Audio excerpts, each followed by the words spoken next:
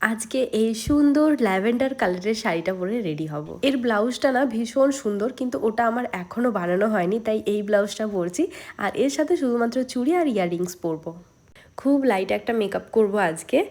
যদিও শাড়িটা এত সুন্দর, এর সাথে যদি কোনো মেকআপ না করেই চুলটা খুলে চলে যাওয়া যায় তাও ভীষণ ভালো লাগবে। ময়শ্চারাইজার আর প্রাইমার লাগিয়ে অল্প একটু ফাউন্ডেশন লাগিয়েছিলাম, খুব কম, একদম লাইট একটা বেস করেছিলাম কারণ প্রচণ্ড গরম। পাউডার দিয়ে মেকআপটা সেট করে ব্লাশ আর কন্ট্যুর হাইলাইটার করেছিলাম।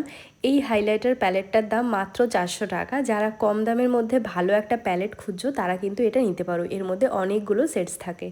কোনো আইশ্যাডো লাগাইনি, এদিকে আমি লাইনারও ইউজ করতে চাইছিলাম না, তাই কাজল দিয়েই একটু স্মাচ করে নিয়েছিলাম।